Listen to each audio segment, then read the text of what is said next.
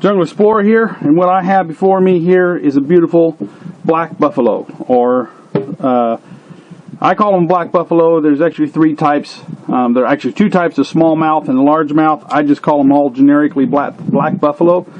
They look like a carp, but they are not a carp. They're a totally different kind of fish to the carp. They are a sucker feeder, but they don't eat a lot of things that you normally would, and few people have ever caught one on a line, because you really have to fish for them very specifically. To catch one, you won't catch them like you catch a carp normally. They're one of the hardest fighting fish in North American waters. A solid muscle fish that break most tackle that you catch them on. If you do hook one, you generally feel like you've hooked a truck. And they get up to 40 pounds or greater. This one here is about 15 pounds. I've caught them over 20 pounds. The world record is somewhere close to 50 pounds. So they're a big fish. They're kind of armor plated here. They got a lot of big heavy duty scales on them that stuck to them really well. And they're also a very bony fish. So most people don't catch them. Most people don't want to eat them. The issue is that they're probably one of the best tasting fish in the water. I compare it to North Atlantic cod flavor. It's an excellent flavor. They're very good to eat. You just have to figure out how to get around the bones. But what I'm going to do today is show you how to clean one. Now, they're very hard to clean, simply because these darn armored scales on them are just make them real tough to deal with. But you're basically going to fillet it. You know, you just got to work your knife through those blades, kind of find gaps in between them through the scales. It is so hard to cut these scales. You got to kind of come along the top back fin here, and there's kind of an area where the knife will just go through it. If you do it just right, you can get right in between the scales, and so you don't end up having to cut them, because it'll just dull the crud out of your knife. It'll take a very sharp knife, and you try to saw through those scales, and it will be instantly dull, and then you will have to sharpen it. But if you find that little groove right on the inside of the top fin there, you can just basically go all the way up. And so what I do is just do that. Then you can come in and just play it off. It's a big fish, so it's kind of not like doing a crappie. You can just go all the way from the tail, especially if you got a 20 pounder or 30 pounder. Just fillet that sucker just in one whack. Okay, so they have really big rib cage bones, and a knife like this, you try to cut those, you're going to break the knife. So what I use is a little machete. This is a beautiful little antique cornetta machete I found on eBay. They don't make these. They haven't made these for 30, 40 years. But I found one on eBay. They do make them modern. They're called imicasas.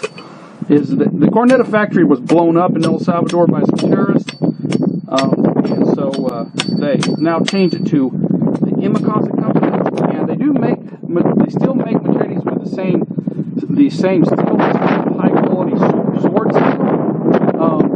But they don't make this style of handling for these little smaller machetes. So I'll put a link in the description of this video to an Imicasa that's similar to this. You can get that quality steel.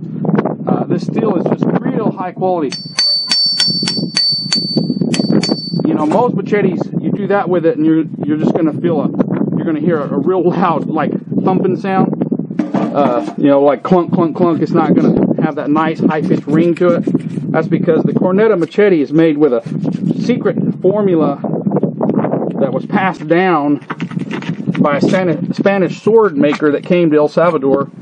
And there's kind of a hard bony area right here, so we're not worried about getting that. We're just going to go right in front of that, cut down into the nail, and then take our machete and come over here and finish chopping this thing out. There's a little trimming to be done. It's hard to hold on to this sucker. It's so slimy. But yeah, you don't want to do that with your normal knife. And there we go. I'm trying to cut around that part right there. Okay, so we got one fillet off. The other side's basically the same thing. Here, cut down all the way, and come up here, and just chop through those rib cages.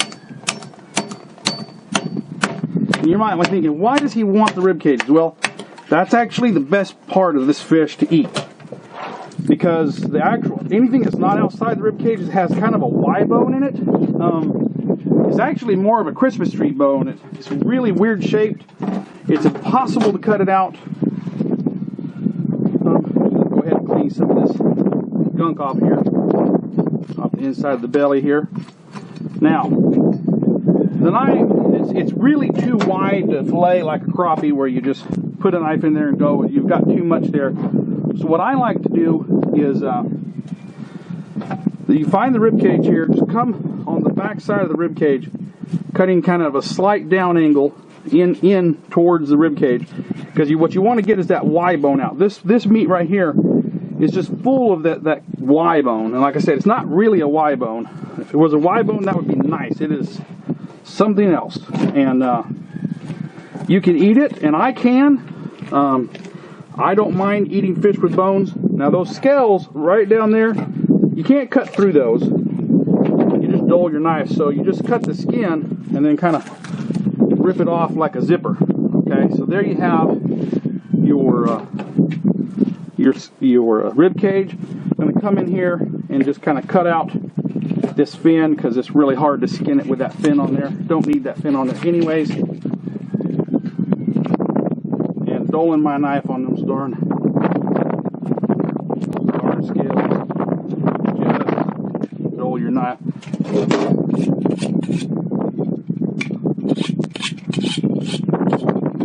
Okay, so now we're just going to skin the rib cage here. Get your pair of fish grabbers here, or skin grabbers, and you don't really have to worry about this skin. It's like leather, so just pull and remember, hold your knife still, work the grabbers, boom, take that skin right off. Okay, so you have that right there. Now you can see the rib cage here. Just think about pork spare ribs. That's basically what you're doing. You're just cutting in between the ribs, cutting that up, and you're going to fry these. And once they're fried, those big rib cage bones will pull right out, and you'll just have pure, delicious, white, cod-like meat. Just tastes so delicious. I'll show you how to cook that later. Move this over here. Now this right here, you know, I'm going to eat this. You don't have to if you don't want to. I just don't like to waste things. If I catch a fish or an animal, and you know, just feel like it's disrespectful to not consume what I take from nature. You know, God said in fish, He says, I give you, put in your power, all the animals of the earth, all the fish of the sea, all the birds of the air, and everything that crawls along the ground, I have given to you for food. And I think we're intended to eat things if we take their life. And so, even though it does have a lot of bones in it, I go ahead and make the effort to eat it. Not only that, but because it is actually very, very delicious. Like I said, you know, if you go to Long John Silver's and you like that fish that you eat at Long John Silver, this tastes a lot better than that. This is really good fish. I'm going to cook this delicious fish up, and I'm going to show you how we do that, and then I'm going to show you how delicious it is to eat. Okay, so get you a Ziploc bag full of your favorite fish battering seasoning, like Zatarain's or whatever you like. My wife makes a custom batter. You know, put your fish in there, your ribs, like this, and get them all nice and battered up.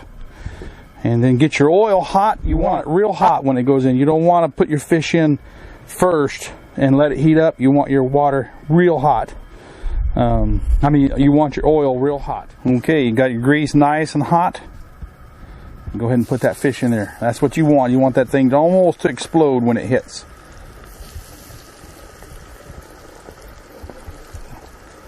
The hotter it is when you put that fish in, you don't want to cool that oil off. It'll get that nice crispy brown outside on it. Also, you don't want your oil to overheat.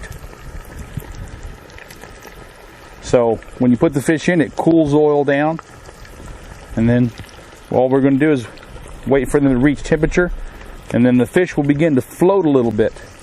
And once you see them starting to float, they're done. They won't come out of the water, you know, floating, but you'll see they'll kind of come off the bottom.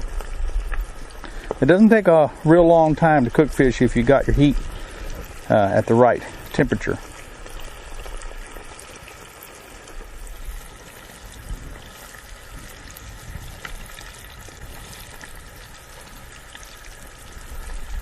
That one right there, see how it floated up on you?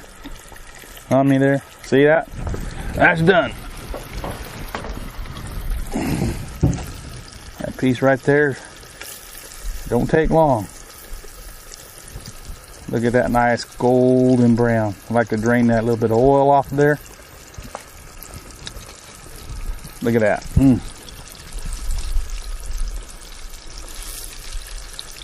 This one right here. Done. That's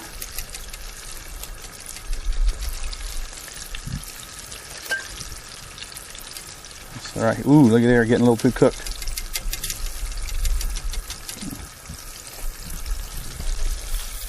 Yeah, perfect. Done. Go ahead and get some more right in there. Don't want that grease to get too hot. I mean, yeah. Get it too hot, it'll burn. Ooh, there you go. Yeah, she's getting a little hot. Crank her down. Just a little bit.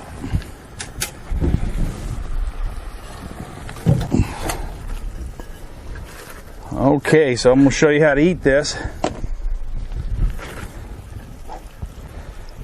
Alright, so now that's the rib cage. All you got to do here on this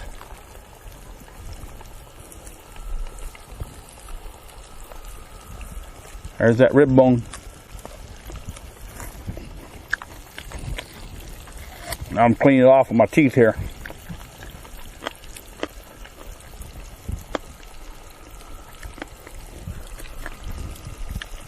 See that rib bone right there?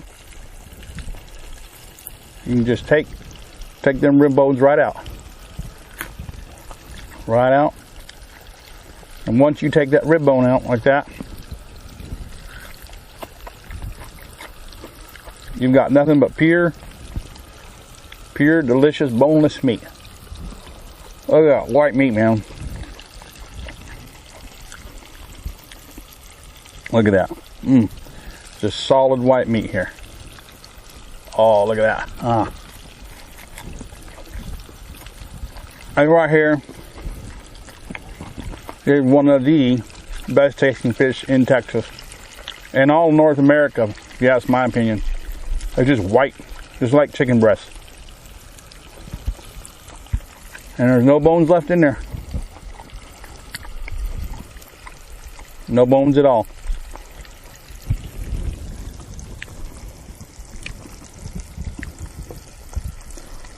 Delicious, delicious buffalo. Most people wouldn't eat it because they don't know what it is. But I'm telling you right now, this is one delicious fish. If you could only taste it, you'd never throw another one back. Well, if you enjoyed this video, please like, subscribe, and comment. And remember, when you do subscribe, click the little bell over there to be notified when I release more videos. Until next time, the Jungle Explorer signing out.